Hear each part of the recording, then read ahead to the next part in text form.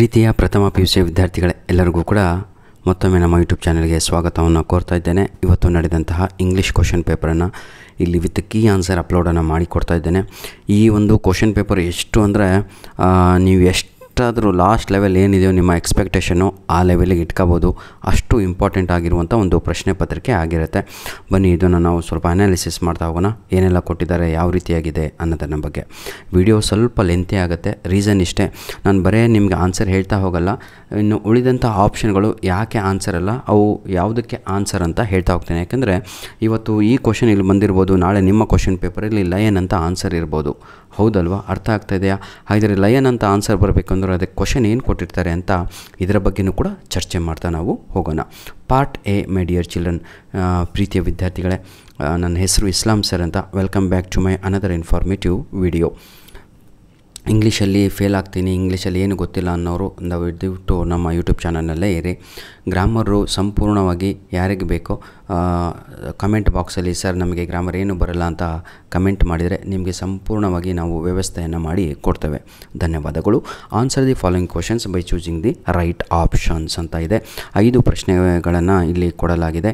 ನಿಮ್ಮ exam question ಪೇಪರಲ್ಲೂ 5 ಅಥವಾ 6 ಬರುತ್ತೆ. ಇದಕ್ಕಿಂತ ಜಾಸ್ತಿ ಕೊಟ್ಟಿದ್ದಾರೆ ಅಂದರೆ ಅವರು ನಿಮಗೆ ಯಾಮರ್ಸ್ತಾ ಇದ್ದಾರೆ ಅಂತ ಅರ್ಥ. ಆಯಿತಾ? ಬನ್ನಿ, answer the following questions by choosing the right options ಅಂತ.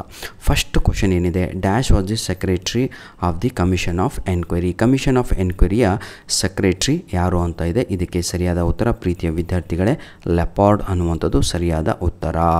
ಹಾಗಿದ್ರೆ ಮ್ಯಾನ್ ಯಾಕಲ್ಲ ಸರ್? ಮ್ಯಾನು ಒಬ್ಬ, ಆಯಿತಾ, ಅಲ್ಲಿ ಮಿನಿಸ್ಟ್ರು ಕೂಡ ಆಗಿರಲ್ಲ. ಅವನು ಎಲ್ಲ ಪ್ರಾಣಿಗಳನ್ನು ಇಲ್ಲಿ ಮಿನಿಸ್ಟರ್ಸ್ ಅಂತ ಕರೀತಾ ಇರ್ತೀವಿ. ಹಾಗಾಗಿ ಆನೆ, ಆಯಿತಾ. ನೆಕ್ಸ್ಟು ಎಲ್ಲಿದೆ ಇನ್ನೊಂದು ಆಪ್ಷನು, ಲಯನ್ ಅಂತ ಇದೆ.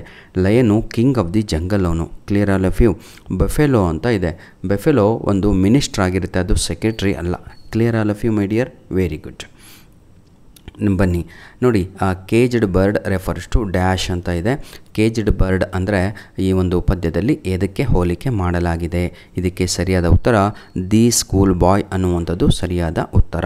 ಹಾಗಿದ್ರೆ ಟೀಚರ್ಸ್ ಯಾಕಲ್ಲ ಸರ್? ಟೀಚರ್ಸನ್ನು ಈ ಒಂದು ಪದ್ಯದಲ್ಲಿ ಕ್ರೂಯಲ್ ಐಸ್ ಅಂತ ಕೊಟ್ಟಿದ್ದಾರೆ. ಎಕ್ಸಾಮಲ್ಲಿ ನಿಮಗೆ ಕ್ರೂಯಲ್ ಐಸ್ ಅಂತ ಬಂದರೆ ಅಲ್ಲಿ ಟೀಚರ್ಸ್ ಅಂತ ಆನ್ಸರನ್ನು ಬರೀರಿ. ಪ್ರಿನ್ಸಿಪಾಲ್ ಅಂತ ಕಾನ್ಸೆಪ್ಟೇ ಇಲ್ಲ ಆ ಒಂದು ಪದ್ಯದಲ್ಲಿ. ಪೇರೆಂಟ್ಸ್ ಬಗ್ಗೆ ಕಾನ್ಸೆಪ್ಟ್ ಇದೆ, ಆಯಿತಾ. ಅವರನ್ನು ಅಥಾರಿಟೇರಿಯನ್ ಅಂತ ಕರಿತೀವಿ ಅಷ್ಟೇ. Clear my dear? ಬನ್ನಿ ಈಗ ಮೂರನೆಯ ಪ್ರಶ್ನೆಗೆ ಹೋಗೋಣ.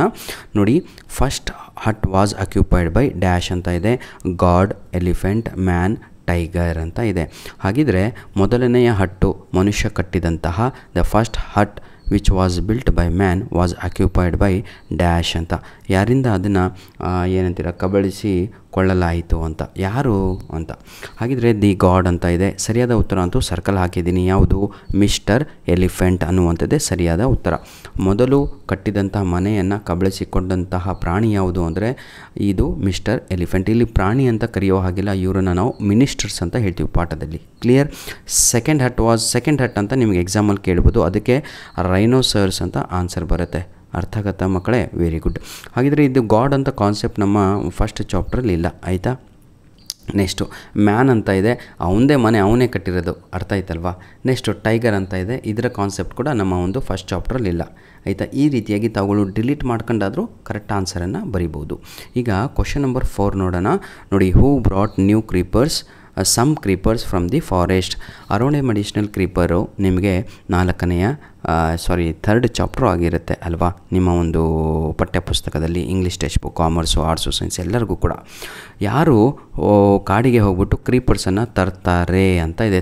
ತಂದವರು ಯಾರು ಅಂದರೆ ಸನ್ನಪ್ಪ ಅನ್ನುವಂಥದ್ದು ಸರಿಯಾದ ಉತ್ತರ. ಸರ್ ಹಾಗಿದ್ರೆ ಮಾರ ಯಾಕೆ ಸರ್ ಆನ್ಸರ್ ಅಲ್ಲ ಅಂದರೆ, ಮಾರ ಹೇಳಿದ್ದು ನಿಮಗೇನಾದರೂ ಕ್ವಶನ್, ಹೂ ಸೆಂಟ್ ಸನ್ನಪ್ಪನಿಗೆ ಕಳಿಸಿದಂತಹ ವ್ಯಕ್ತಿ ಯಾರು ಅಂತ ಕೇಳಿದರೆ ಕ್ರೀಪರ್ಸ್ಗಳನ್ನು ತರಲಿಕ್ಕೆ ಆವಾಗ ಮಾರ ಅಂತ ಬರಿಬೋದು. Clear all of you? Next ರಾಚ ಅಂತ ಇದೆ. ಈ ಪಾಠದಲ್ಲಿ ರಾಚ ಅಂತ ಕಾನ್ಸೆಪ್ಟೇ ಇಲ್ಲ, ಆಯಿತಾ. ಮುಂದಿನ ಪಾಠದಲ್ಲಿ ಬರುತ್ತೆ. ಅಪ್ಪಣ್ಣ ಅಂತ ಇದೆ. ಅಪ್ಪಣ್ಣ ಕ್ಯಾರೆಕ್ಟರ್ ನಮಗೆ ಸ್ಟಾರ್ಟ್ ಆಗದೆ ಮಾರ ಸತ್ತ ಮೇಲೆ, ಹಾಗಾಗಿ ಇಲ್ಲೆಲ್ಲೂ ಕೂಡ ಆ ಕಾನ್ಸೆಪ್ಟ್ ಇಲ್ಲ. ಈಗ 4ನೆಯ ಫಿಫ್ತ್ ಕ್ವಶನ್ ನೋಡೋಣ. Sweet companies refers to dash ಅಂತ ಇದೆ. ನೋಡಿ ವಿದ್ಯಾರ್ಥಿಗಳೇ, ನಮಗೆ ಯೂಟ್ಯೂಬ್ ಪ್ರತಿಯೊಂದು ಇನ್ಫಾರ್ಮೇಷನ್ ಕಳಿಸ್ತಾ ಇರುತ್ತೆ. ಸ್ಪೆಷಲಿ ನಮ್ಮ ಫಸ್ಟ್ ಇಯರ್ PUC ಮಕ್ಕಳು ವೀಡಿಯೋಸ್ಗಳನ್ನು ಸಂಪೂರ್ಣವಾಗಿ ವಾಚೇ ಮಾಡ್ತಾಯಿಲ್ಲ. ನನಗೇನು ತೊಂದರೆ ಇಲ್ಲ ಕಣ್ರೋ, ಒಬ್ಬನು ಪಾಸಾದರೂ ಸಾಕು ನನ್ನ ವೀಡಿಯೋಯಿಂದ. ಆಯಿತಾ. ಐ ಮೇಕ್ ಮೈ ವಿಡಿಯೋ ಯಾರಿಗೆ ಗೊತ್ತಾ, to dull students, to failure students, ಆಯಿತಾ. ನೀವು ಇಂಟೆಲಿಜೆಂಟ್ ಇರ್ಬೋದು, ನಿಮ್ಮ ಹತ್ರ ಎಷ್ಟೇ ನಾಲೆಡ್ಜ್ ಇರ್ಬೋದು, ಒಮ್ಮೆ ನಮ್ಮ ವೀಡಿಯೋಸ್ ಕೂತ್ಕೊಂಡು ನೋಡಿದರೆ ಆ ಕಾನ್ಫಿಡೆನ್ಸ್ ಲೆವೆಲೇ ಬೇರೆದಿರುತ್ತೆ ನೋಡಿ. ಅಥ್ಲೆಟಿಕ್ ಒಬ್ಬ ಅವನೇ ರೆಡಿ ಆಗೋದು, ದಿನ ಬೆಳಗ್ಗೆ ಹೇಳೋದು ಅವನೇ ಪ್ರಿಪೇರ್ ಆಗ್ತಾನೆ, ಎಲ್ಲ ಆಗ್ತಾನೆ. ಆದರೆ ಮಾರ್ಗದರ್ಶನಕ್ಕಾಗಿ ಒಬ್ಬ ಕೋಚನ್ನು ಇಟ್ಕೊಂಡಿರ್ತಾರೆ. ಫಾರ್ ಎಕ್ಸಾಂಪಲ್ ಇಂಡಿಯನ್ ಕ್ರಿಕೆಟ್ ಪ್ಲೇಯರ್ಸಿಗೆ ಒಬ್ಬ ಕೋಚ್ ಇರ್ತಾನೆ, ಬರೀ ಮಾರ್ಗದರ್ಶನ. ಅವನು ಕ್ರಿಕೆಟು ಆಯಿತಾ ಅವ್ರ ಜೊತೆ ಆಡಲ್ಲ, ಅವನು ಒಂದು ಬ್ಯಾಟು ಮುಟ್ಟಲ್ಲ, ಬಾಲು ಮುಟ್ಟಲ್ಲ, ಯಾವತ್ತೋ ಆಡಿರ್ತಾನೆ. ಹಾಗೆ ನಾವು ಕೂಡ ನಿಮಗೆ ಸರಿಯಾದ ಮಾರ್ಗದರ್ಶನವನ್ನು ಕೊಡ್ತಾಯಿದ್ದೀವಿ. ನಾನು ಹೇಳ್ತೀನಿ ಅಲ್ವಾ, ಸ್ವಲ್ಪನೂ ಸ್ಕಿಪ್ ಮಾಡ್ದಂಗೆ ಕರೆಕ್ಟಾಗಿ ಕೂತ್ಕೊಂಡು ವಿಡಿಯೋ ನೋಡ್ಕೊಂಡಿದ್ದೆ. ಆದರೆ ಆಯಿತಾ ನಿಜವಾಗಿಯೂ ತಾವುಗಳು ನೋಡಿ ಸರ್, 40 ಅಂಕದ ಕ್ವಶನ್ ಪೇಪರು 15 ಅಥವಾ 20 ನಿಮಿಷದಲ್ಲಿ ನಾವು ಮುಗಿಸ್ತಾ ಇದ್ದೀವಿ. ಅಂದರೆ ನಿಮ್ಗೆ ಅಷ್ಟು ಪೂರ್ತಿಯಾಗಿ ಸಂಪೂರ್ಣವಾಗಿ ಮಾಹಿತಿಯನ್ನು ಕೊಡ್ತಾಯಿದ್ದೀವಿ. ಇಲ್ಲಿ ನೋಡಿ ಮಕ್ಕಳೇ, sweet company refers to dash ಅಂತ ಇದೆ. ಸರಿಯಾದ ಉತ್ತರ ಇದಕ್ಕೆ ಬರ್ಡ್ಸು ಹೌದು, ಸ್ಕೈಲಾರ್ಕು ಹೌದು, ಹಂಟ್ಸ್ಮ್ಯಾನ್ ಕೂಡ ಹೌದು.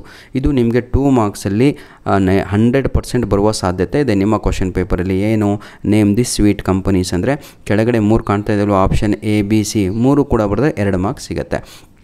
ಆದರೆ ಇಲ್ಲಿ 3 ಆನ್ಸರ್ ಅಲ್ಲ 4ನೇದು ಅಂತ ಹಾಕಿದ್ದೀನಿ. ಯಾಕೆ 3 ಕೂಡ ಹೌದು ಅಂತ, ಆಲ್ ಆಫ್ ದಿ ಅಬೌವ್ ಅರ್ಥ ಆಗತ್ತಾ ಮಕ್ಕಳೇ? Very good. ಬನ್ನಿ, ಈಗ ಇಲ್ಲಿ ಜಿಮೇಲ್ ಐ ಡಿ ಕಾಣ್ತಾ ಇದೆ ಅಲ್ವಾ, ನೋಡಿ ALLINONE1PDF99@gmail.com ಅಂತ. ಇದು ನಮ್ಮ ಮೇಲ್ ಐ ಡಿ ಆಗಿರುತ್ತೆ. ದಯವಿಟ್ಟು ಈ ಒಂದು ಮೇಲ್ ಐ ಡಿಗೆ ತಮ್ಮ ಬಳಿ ಇರುವಂತಹ ಕ್ವಶನ್ ಪೇಪರ್ಸ್ಗಳನ್ನು ಕಳುಹಿಸಿ ಕೊಡಿ, ನಿಮ್ಮ ಹೆಸರು ಹಾಗೂ ಜಿಲ್ಲೆ ಹೆಸರನ್ನು ಹಾಕಿಬಿಟ್ಟು, ಆಯಿತಾ. ಧನ್ಯವಾದಗಳು. ಸದಾ ಸಂತೋಷವಾಗಿ ಇರಿ. Fill in the blanks with appropriate articles and prepositions given in the brackets ಅಂತ ಇದೆ. ಈಗ ಬ್ರ್ಯಾಕೆಟಲ್ಲಿ ಕೆಲವೊಂದು ಆರ್ಟಿಕಲ್ಸು ಇದ್ದಾವೆ, ಕೆಲವೊಂದು ಪ್ರಿಪೋಸಿಷನ್ಸ್ ಕೂಡ ಇದೆ. ಆರ್ಟಿಕಲ್ಸಲ್ಲಿ ಯಾವುದು ಬರುತ್ತೆ ರೀ? ಆರ್ಟಿಕಲ್ಸಲ್ಲಿ ನಮಗೆ ಎ ಆ್ಯಂಡ್ ದಿ ಬರುತ್ತೆ, ಅಥವಾ ಹೌದಲ್ವಾ? ಪ್ರಿಪೋಸಿಷನ್ಸಲ್ಲಿ ಆರ್ ಅಥವಾ ಅಲ್ಲ ಆರ್. ಪ್ರಿಪೋಷನ್ಸ್ ಭಾಗದಲ್ಲಿ ಏನು ಬರುತ್ತೆ ಅವರೇ ಕೊಟ್ಟಿದ್ದಾರೆ. ಫ್ರಮ್ ಇದೆ, ಒಂದು ಆನ್ ಇದೆ, ಟು ಇದೆ. ಈಗ 2 ಡ್ಯಾಶ್ ಇದೆ. ಬನ್ನಿ, I stayed in a small room, already ಒಂದು ಆರ್ಟಿಕಲ್ ಯೂಸ್ ಮಾಡಿದ್ದಾರೆ ಆಯಿತಾ. I made a living teaching English dash migrant labourers, to preposition ಇಲ್ಲಿ ಬರಬೇಕು, ಅದೇ ಸರಿ. I worked from 9 in the morning to 9 at night ಅಂತ, ಆಯಿತಾ. ಸರಿಯಾದ ಉತ್ತರ ಬಂದು ದಿ ಅಂತ, ಆರ್ಟಿಕಲ್ ದಿ ಆಗಿರುತ್ತೆ. ಇದು ಒಂದೇ ಸಲಕ್ಕೆ ಅರ್ಥ ಆಗಲ್ಲ, ಇದು ಸಪ್ರೇಟಾಗಿ ಪ್ರಿಪೋಸಿಷನ್ಸು, ಸಪ್ರೇಟಾಗಿ ಆರ್ಟಿಕಲ್ಸು. ನಾನು ಮಾಡಿರುವಂಥ ಗ್ರಾಮರು ಇದೇ ವಿಡಿಯೋದ ಡಿಸ್ಕ್ರಿಪ್ಷನ್ ಬಾಕ್ಸಲ್ಲಿ ನಿಮಗೆ ಲಿಂಕ್ಸನ್ನು ಕೊಟ್ಟಿರ್ತೇನೆ. ಬನ್ನಿ, choose the correct form of the verb that agrees with the subject ಅಂತ ಇದೆ ಆಯಿತಾ.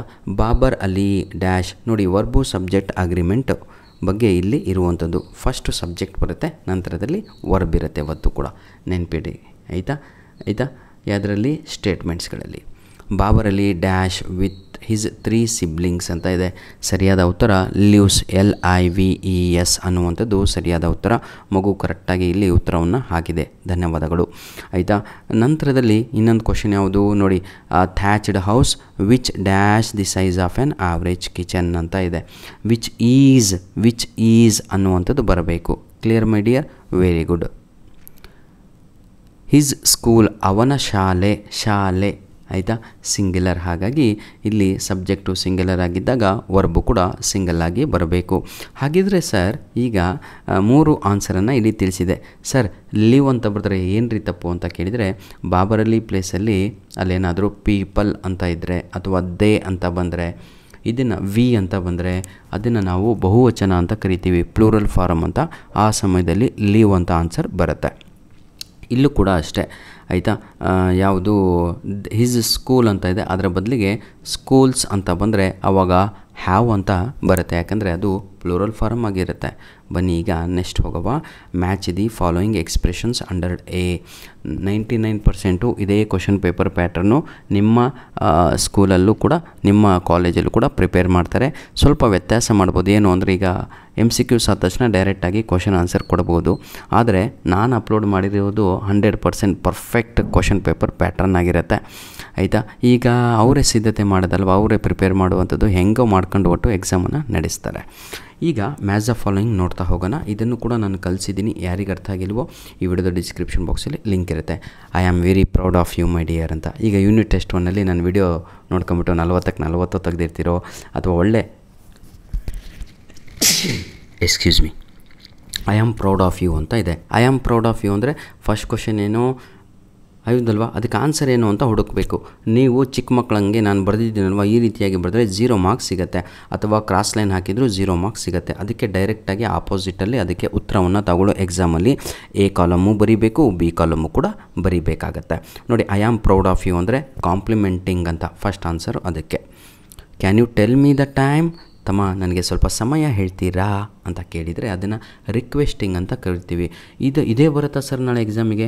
Can you tell me the time ಜಾಗದಲ್ಲಿ could you please pass me the book, ಅರ್ಥ ಆಗತ್ತಲ್ವಾ? Can you please help me, ಈ ರೀತಿಯಾಗಿ ಪ್ರಶ್ನೆ ಬರುತ್ತೆ ಅಷ್ಟೇ, ಮತ್ತೇನೂ ಇಲ್ಲ.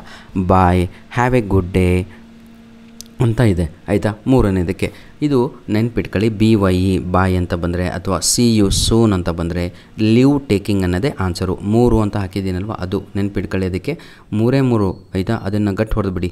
ಬಾಯ್, BYE ಬಾಯ್, ಅಥವಾ ಸಿ ಯು ಸೂನ್ ಅಂತ ಬಂದರೆ ಲೀವ್ ಟೇಕಿಂಗ್ ಅಂತ ಬರಿಬೇಕು. ನೆಕ್ಸ್ಟ್, ಐ ಆಮ್ ಸಾರಿ, ನನ್ನನ್ನು ಕ್ಷಮಿಸಿ ಸರ್, ನಾನು ವಿಡಿಯೋ ನೋಡ್ತಾ ಇದ್ದೀನಿ ಆದರೆ ಕಮೆಂಟಲ್ಲಿ ಥ್ಯಾಂಕ್ ಯು ಅಂತಲೂ ಕೂಡ ಹಾಕ್ತಾಯಿಲ್ಲ, ಕೃತಜ್ಞತೆಗಳು. ಅದನ್ನು ಎಲ್ಲರೂ ಇಷ್ಟೊಂದು ನಿಮಗೋಸ್ಕರ ನಾವು ಟೈಮನ್ನು ಸ್ಪೆಂಡ್ ಮಾಡ್ತಾಯಿದ್ದೀವಿ.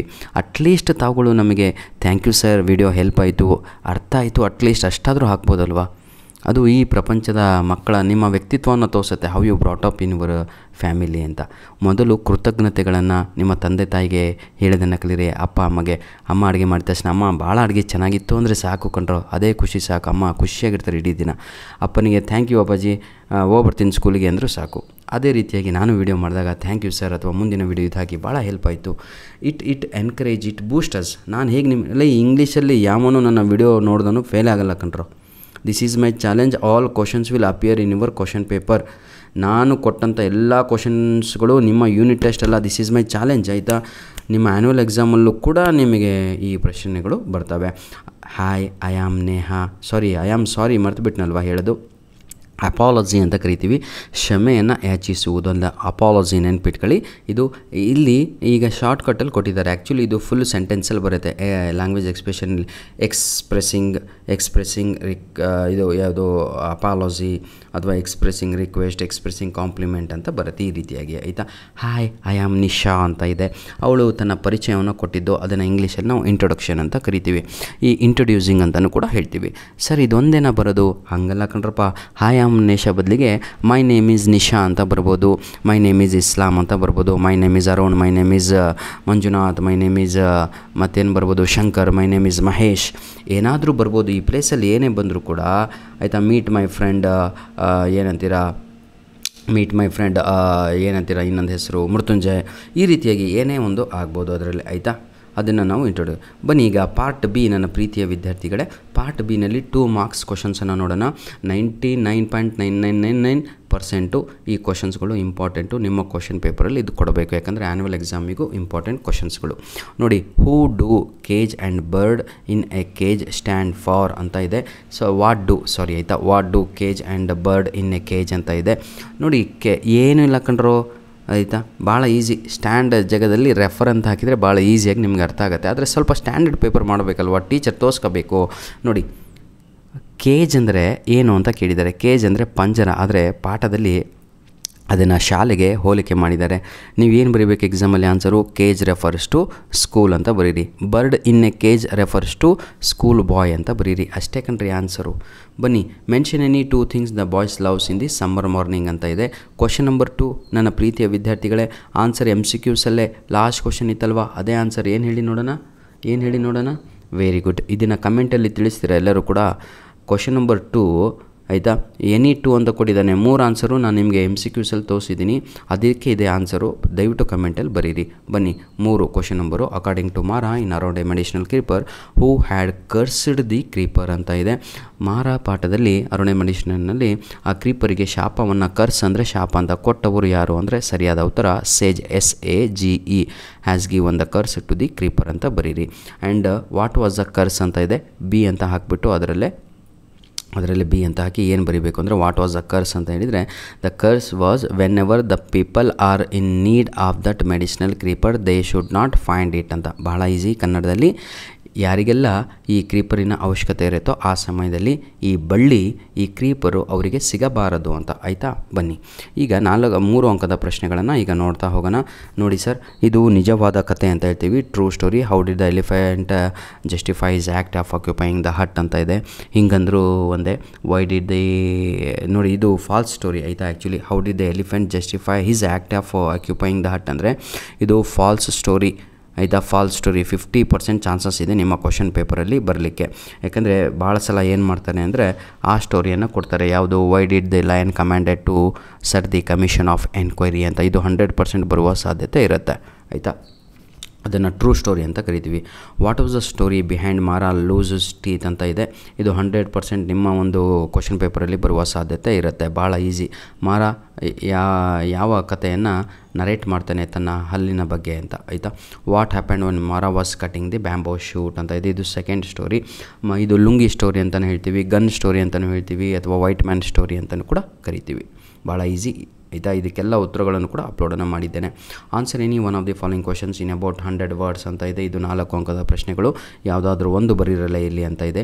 ಒಂದು ಸ್ಕೂಲ್ ಬಾಯ್ ಸಮ್ಮರಿಯನ್ನು ಬರೀರಿ. ಕ್ವಶನ್ ನಂಬರ್ 17 ಮೈ ಡಿಯರ್ ಚಿಲ್ಡ್ರನ್. ಇದು 100% ಬರುವಂತಹ ಪ್ರಶ್ನೆ ಆಗಿರುತ್ತೆ. ಕೃಷ್ಣ ಯಾವ ರೀತಿಯಾಗಿ ತನ್ನ ರೋಗಗಳನ್ನು ನಿವಾರಣೆ ಮಾಡಿಕೊಳ್ಳುತ್ತಾನೆ. ಹೌ ಡಿಡ್ ನೋಡಿ, ಮಲಯಾಳಿ ಸಾಧು cure Krishna of his illness ಅಂತ. ಅವನಿಗಿದ್ದಂಥ ಕಾಯಿಲೆಗಳು ಯಾವುದು, ಬಾಯ್ಲ್ಸ್ ಆ್ಯಂಡ್ ಪೈಲ್ಸ್ ಡಿಸೀಸ್ ಅಂತ. ಬಹಳ ಅಂದರೆ ಭಾಳ ಇಂಪಾರ್ಟೆಂಟ್ ಕಣ್ರಿ. ಈಗ ಗ್ರಾಮರ್ ಬಂತು. ರಿಯರೆಂಜ್ ದ ಫಾಲೋಯಿಂಗನ್ನು ನೋಡೋಣ ಸ್ವಲ್ಪ ಈಗ ಆಯಿತಾ. ಏನಂತ ಇದೆ, you did yesterday where question mark go ಅಂತ ಇದೆ. ನೆನ್ಪಿಟ್ಕೊಳ್ಳಿ, ಕ್ವಶನ್ ಮಾರ್ಕ್ ಬಂತು ಅಂದರೆ ವರ್ಬಿಂದನಾದ್ರೂ ಸ್ಟಾರ್ಟ್ ಆಗಬೇಕು ಅಥವಾ WH ಕ್ವಶನಿಂದನಾದರೂ ಸ್ಟಾರ್ಟ್ ಆಗಬೇಕು. ಈಗ ನಾನು ವೇರ್ ಅಂತ ಫಸ್ಟಿಗೆ ಬರ್ಕೊತೀನಿ. ವೇರ್ ಆದ ತಕ್ಷಣ ನೆನಪಿರಲಿ ನಿಮಗೆ ನೆಕ್ಸ್ಟ್ ವರ್ಬ್ ಬರಬೇಕು. ವರ್ಬ್ ಯಾವುದು, did. Why did you go yesterday ಅಂತ ಬರೀರಿ. Question mark. Clear. Next correct the following sentence ಅಂತ ಇದೆ. ಕೊಟ್ಟಿರುವ 2 ಸೆಂಟೆನ್ಸಲ್ಲಿ ವಾಕ್ಯದಲ್ಲಿ ಏನೋ ತಪ್ಪಿದೆ, ಅದನ್ನು ಕಂಡುಹಿಡೀರಿ ಅಂತ. She don't like to go to the park on Sunday ಅಂತ ಇದೆ. ಶಿ ಡೋಂಟ್ ಅಂತ ಇದಲ್ವಾ, ವರ್ಬು ತಪ್ಪಿಲ್ಲಿ. ಡೋಂಟ್ ಅನ್ನುವಂಥದ್ದೇ ತಪ್ಪು. ಆ ಜಾಗದಲ್ಲಿ ಡಸ್ ಅಂತ ಬರಬೇಕು. ಇಲ್ಲಿ ಬರೆದಿದ್ದೀನಿ ನೋಡಿ, ಸರ್ಕಲ್ ಹಾಕಿಬಿಟ್ಟು, ಅದೇ ಸರಿಯಾದ ಉತ್ತರ. Next she is a best player ಅಂತ ಇದೆ. ಎ ಅನ್ನುವಂಥದ್ದು ತಪ್ಪು. ಅಲ್ಲಿ ದಿ ಅಂತ ಬರಬೇಕು article. She is the best player is the right answer my dear children ಆಯಿತಾ. ಬನ್ನಿ ಈಗ ಮುಂದೆ ಹೋಗುವ. ಒಂದು ಚಿಕ್ಕದಾದ ಪ್ಯಾಸೇಜನ್ನು ಕೊಡಲಾಗಿದೆ 4 ಮಾರ್ಕ್ಸಿಗೆ ಆಯಿತಾ. ಇದನ್ನು ಕೊಡಬೇಕು ಆ್ಯಕ್ಚುಲಿ. ಯಾಕೆ ಅಂದರೆ ಸ್ಟೂಡೆಂಟ್ ಅಟ್ಲೀಸ್ಟ್ ರೀಡಿಂಗ್ ಸ್ಕಿಲ್ಲನ್ನು ಬೆಳೆಸಿಕೊಳ್ಳಲಿ ಅಂತ, ಹಾಗೂ ನಮ್ಮ ಸಂಪ್ರದಾಯ, ನಮ್ಮ ಭಾರತೀಯ ಕಲ್ಚರ್ ಬಗ್ಗೆ ಅಥವಾ ಹೆರಿಟೇಜ್ ಬಗ್ಗೆ ಗೊತ್ತಾಗಲಿ ಅನ್ನುವಂಥರ ಬಗ್ಗೆನೇ ನಾವಿಲ್ಲಿ ಕೊಟ್ಟಿರುವಂಥ ಒಂದು ಪ್ಯಾಸೇಜ್ ಆಗಿರುತ್ತೆ. ಮಗು ಓದಿದ್ರು ವೇರ್ ಈಸ್ ಆಗ್ರಾ ಲೊಕೇಟೆಡ್ ಅಂತ, ಉತ್ತರ ಪ್ರದೇಶ್ ಅಂತ ಅಷ್ಟೇ ಒಂದು ವರ್ಡ್ ಬರೆದ್ರು ಆನ್ಸರ್ ಸಿಗುತ್ತೆ. Agra is located in Uttar Pradesh ಅಂತ ಬರೆದ್ರು ಕೂಡ ಆನ್ಸರ್ ಸಿಗುತ್ತೆ. ನೋಡಿ, which river flows beside Agra ಅಂತ ಇದೆ ಆಯಿತಾ. Yamuna river flows beside Agra ಅಂತ ಬರೆದ್ರು ಸಿಗುತ್ತೆ, ಬರೀ ಯಮುನಾ ಅಂತ ಬರೆದ್ರು ನಿಮಗೆ ಮಾರ್ಕ್ಸ್ ಸಿಗುತ್ತೆ. ಇಲ್ಲಿ ಉದ್ದೇಶ ಬನ್ನಿ ಈಗ ಆ್ಯಂಟೋನಿಮ್ ಅಂತ ಇದೆ ಆಯಿತಾ. ಡೈರೆಕ್ಟಾಗಿ ಇಲ್ಲಿಗೆ ಹೋಗೋಣ. Right the antonym of the word do ಅಂತ ಇದೆ. ಆ್ಯಂಟೋನಿಮ್ ಅಂತ ಹೇಳಿದರೆ ವಿರುದ್ಧ ಪದ. ನೆನ್ಪಿಟ್ಕೊಳ್ಳಿ, ವಿರುದ್ಧ ಪದ ಅರ್ಥ. ಡೂಗೆ ಏನು ಆ್ಯಂಟೋನಿಮು, ಅಂಡು ಅಂತ ಆಯಿತಾ. ಕೊನೆಯ ಪ್ರಶ್ನೆಯಲ್ಲಿದ್ದೀವಿ ಪ್ರೀತಿಯ ವಿದ್ಯಾರ್ಥಿಗಳೇ. Write a formal leave letter to the principal of your college requesting 2 days leave ಅಂತ ಇದೆ. 4 ಅಂಕದ ಈ ಒಂದು ಪ್ರಶ್ನೆ ನನ್ನ ಪ್ರೀತಿಯ ವಿದ್ಯಾರ್ಥಿಗಳೇ ಆಯಿತಾ. ಲೆಟರ್ ರೈಟಿಂಗ್ ಯಾರಿಗೆ ಬರಲು ಇದೇ ವಿಡಿಯೋದ ಡಿಸ್ಕ್ರಿಪ್ಷನ್ ಬಾಕ್ಸಲ್ಲಿ ನಿಮಗೆಲ್ಲರಿಗೂ ಕೂಡ 2 ಲೆಟರ್ ರೈಟಿಂಗನ್ನು ಕೊಟ್ಟಿರ್ತೇನೆ. ಆ 2ರಲ್ಲಿ ಒಂದು ಎಕ್ಸಾಮಿಗೆ ನಿಮಗೆ ಬಂದೇ ಬರುತ್ತೆ ಫಿಕ್ಸು. ಆದರೆ ಒಂದು ಮಾತು ನೆನ್ಪಿಟ್ಕೊಳ್ಳಿ, ನಿಮ್ಮ ಕಾಲೇಜಲ್ಲಿ ನಿಮಗೆ ಲೆಟರ್ ರೈಟಿಂಗ್ ಕಲಿಸಿದ್ರೆ ಲೆಟರ್ ರೈಟಿಂಗ್ ಈ ಸಲ ಯೂನಿಟ್ ಟೆಸ್ಟ್ 1ಗೆ ಕೊಡ್ತಾರೆ. ಲೆಟರ್ ರೈಟಿಂಗೇ ಇನ್ನೂ ಮಾಡಿಲ್ಲ ಅಂದರೆ ಲೆಟರ್ ರೈಟಿಂಗ್ ಕೊಡಲ್ಲ. ಒಮ್ಮೆ ತಗೊಡು ನಿಮ್ಮ ಲೆಕ್ಚರರ್ಗೆ ಭೇಟಿ ಮಾಡಿ, ಸರ್ ಲೆಟರ್ ರೈಟಿಂಗ್ ಇದೆಯಾ ಅಂತ ಕನ್ಫರ್ಮ್ ಮಾಡ್ಕೊಳ್ಳಿ. ಇದ್ದರೆ ಇದೇ ವಿಡಿಯೋದ ಡಿಸ್ಕ್ರಿಪ್ಷನ್ ಬಾಕ್ಸಲ್ಲಿ ಲಿಂಕನ್ನು ಕೊಟ್ಟಿರ್ತೇನೆ, ಅದನ್ನು ರೆಡಿಯಾಗಿ ಅಂತ ಹೇಳ್ತಾ ವಿಡಿಯೋನ ಇಲ್ಲಿಗೆ ಮುಗಿಸ್ತಾ ಇದ್ದೇವೆ. ಧನ್ಯವಾದಗಳು ಪ್ರೀತಿಯ ವಿದ್ಯಾರ್ಥಿಗಳೇ. ಸ್ವಲ್ಪ ಅರ್ಜೆಂಟಲ್ಲಿ ಫಾಸ್ಟಾಗಿ ವಿಡಿಯೋ ಮಾಡಿರ್ಬೋದು, ಆದರೆ ಅರ್ಥ ಆಗುವ ರೀತಿಯಲ್ಲೇ ಹೇಳಿದ್ದೇನೆ ಅಂತ ನನಗೆ ಭರವಸೆ ಇದೆ. ಧನ್ಯವಾದಗಳು. ಈ ವಿಡಿಯೋದ ಬಗ್ಗೆ ನಿಮ್ಮ ಅಭಿಪ್ರಾಯ ಏನು ಅಂತ ತಾವುಗಳು ಕಮೆಂಟ್ ಮುಖಾಂತರ ತಿಳಿಸಿ. God bless you all. Please share our videos as much as possible through your social medias, Facebook, Instagram, Twitter ಅಂತ ಏನು ಯೂಸ್ ಮಾಡ್ತಿರೋ ಅದರಲ್ಲಿ ಶೇರ್ ಮಾಡಿ ಆಯಿತಾ. ಒಳ್ಳೆಯದನ್ನು ಬಯಸಿ. ನನ್ನ ಫ್ರೆಂಡು ಕೂಡ ಈ ವಿಡಿಯೋ ನೋಡಲಿ, ಅವನು ಕೂಡ ಒಳ್ಳೆಯ ಅಂಕಗಳನ್ನು ತೆಗೀಲಿ ಅಂತ. ಯಾಕೆ ಗೊತ್ತಾ, ನಿಮ್ಮ ಅಕ್ಕಪಕ್ಕದವರು ಎಷ್ಟು ಇಂಟೆಲಿಜೆಂಟ್ ಆಗ್ತಾರೋ ನೀವು ಕೂಡ ಅಷ್ಟೇ ಇಂಟೆಲಿಜೆಂಟ್ ಆಗ್ತೀರಾ. ನಾನು ಒಬ್ಬನೇ ಇಂಟೆಲಿಜೆಂಟ್ ಆಗಬೇಕು, ಬೇರೆಯವರೆಲ್ಲ ಫೂಲ್ಸ್ ಅಂತ ಹೇಳಿದರೆ ನಿಮ್ಮಷ್ಟು ಮೂರ್ಖರು ಯಾರೂ ಅಲ್ಲ. ಹಾಗಾಗಿ ಹೇಳ್ತೀವಿ, ಸಮಾಜ ಪ್ರೇಮಿ ಆಗಬೇಕು ಕಣೋ. ಅಕ್ಕಪಕ್ಕ ಇರೋರು, ನಿನ್ನ ಫ್ರೆಂಡ್ಸ್ ಹಾಗಾಗಿ ಒಂದು ಕೊಟೇಶನ್ ಇದೆ, I will judge you man by seeing your friends ಅಂತ. ನಿನ್ನನ್ನು ಜಡ್ಜ್ ಮಾಡಬೇಕು ಅಂದರೆ, ನಿನ್ನ ವ್ಯಕ್ತಿತ್ವವನ್ನು ಹೇಳಬೇಕು ಅಂದರೆ ನಿನ್ನ ಗೆಳೆಯರನ್ನು ನೋಡೇ ಹೇಳ್ತೀನಿ ನಾನು ಅಂತ. ಧನ್ಯವಾದಗಳು.